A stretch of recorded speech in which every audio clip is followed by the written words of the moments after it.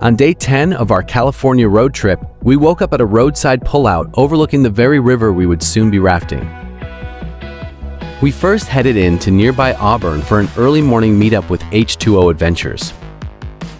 We took a short drive down to the Oxbow Put-In, where the guides unloaded the boats, got everyone fitted with helmets and life jackets, and walked us through the safety instructions. We also found out that our boat was going to be just Isaiah, me, and our guide Devin. We started with a few easier rapids to get comfortable with the boat and figure out how well we could work together. Devin had us practicing commands and paddle strokes before celebrating our first successful run with a paddle high five. We quickly moved into bigger Class 3 rapids, where teamwork became a lot more important. Every rapid required us to listen to Devin's instructions, paddle together as a team, and stay balanced. Then we reached the first major highlight, Tunnel Chute. We lined up the raft, paddled hard, and dropped in. The chute dropped 80 feet as the water exploded around us. We bounced through the narrow channel before racing off a 6-foot drop, straight toward a 90-foot-long tunnel carved directly through the mountain. Tunnel Chute is a Class 4 rapid created in the 1800s by gold rush miners. They blasted a tunnel and chute through the mountain of granite to divert the river and expose the original riverbed for mining. It was hard to believe, but we had just rafted through a tunnel created by miners more than a century ago.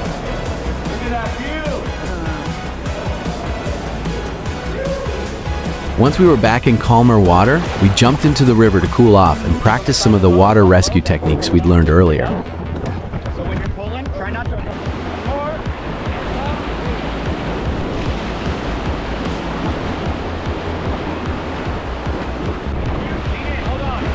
We continued downstream through some more wild Class 3 and 4 rapids until we pulled the raft toward a rock ledge.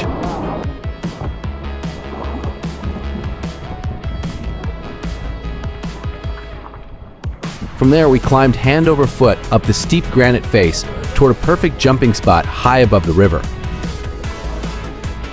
With the river rushing below us, I took a deep breath and made the shimmy along the ledge to the jumping point.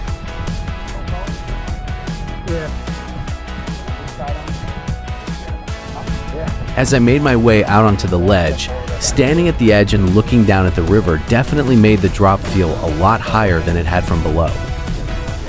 Isaiah was the first one to take the 30-foot plunge off the cliff into the cold mountain water below. I quickly followed, and the second I hit the water, the shock of the cold took my breath away, but the adrenaline made it absolutely worth it.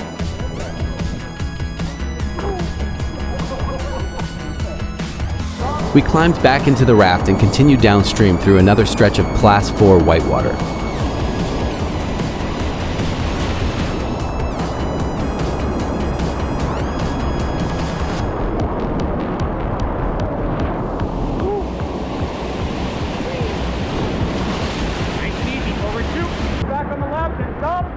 We eventually stopped and watched the other rafting groups navigate the rapids before continuing our own run. When the river finally calmed down, Devin handed the controls over to Isaiah and let him guide the boat for a while. It was a great chance for him to practice steering and learn a little more about what it takes to actually control a raft through moving water. We pulled onto a gravel bar where the H2O guides prepared a deli-style spread with fresh vegetables, assorted meats, cheeses, and spreads, plus fresh fruit, chips, and cookies. We made our sandwich wraps and took a break right beside the river, watching the rapids we just conquered continue rushing past us. After lunch, we got back on the river, and Devin used the slower water to teach some self-rescue techniques, including how to get safely back into the raft after falling out. We soon reached Chute Falls, an approximately 8-foot waterfall that marked the beginning of another more intense section of whitewater.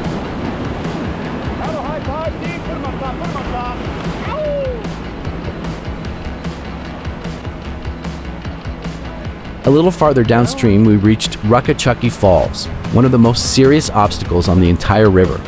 This is a Class 6 waterfall that commercial guests must portage around while the guides take the rafts through the falls.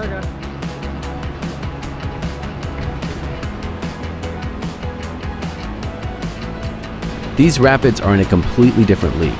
Powerful, technical, and filled with obstacles that demand precise lines and quick reactions. The waves and drops were relentless as they worked their way through one of the most intense sections of the river. We climbed down along the riverbank, meeting Devin downstream and climbing back into the boat.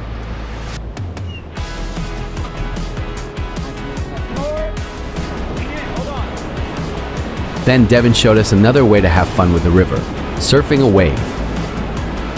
Instead of simply riding downstream, the raft is positioned facing upstream into a powerful wave. The current pushes against the front of the raft and creates a hydraulic that can hold the boat in place while the water continues rushing underneath it.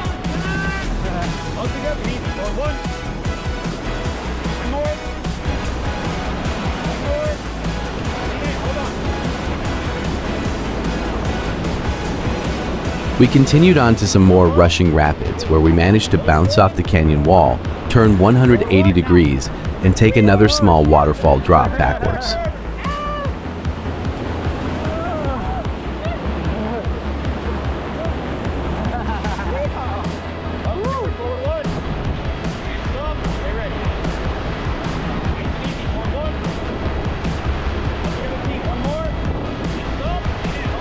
We continued downstream through more Class 4 rapids, with powerful waves tossing the raft around before we made another attempt at surfing one of the larger waves.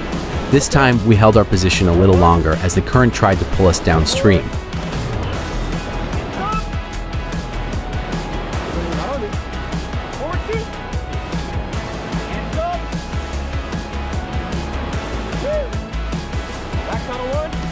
We had one last chance to experience the river from a completely different perspective, swimming through a Class 3 rapid. Isaiah went first and was quickly carried downstream. I dove in and immediately got swept into the current. The rapids grabbed me and started carrying me downstream faster than I expected. Somewhere along the way, I managed to smack my hip against a rock.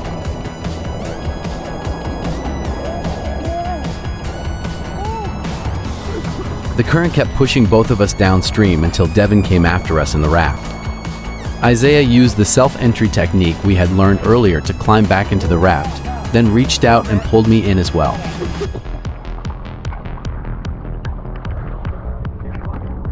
After nearly a full day of adventure on the river, we celebrated with one last paddle high five. After saying goodbye to Devin and the H2O Adventures crew, we started driving west on the interstate. Along the way, we spotted enormous sunflower fields, so naturally we had to pull over for a quick side quest. As the sun began to drop, we continued toward our next boondocking spot high above Clear Lake. We set up camp overlooking the largest freshwater lake in California. The sunset painted the sky and lake with incredible colors as we cooked dinner and rested from the day. Later, the bright moon cast shadows of the forest and reflections across the water.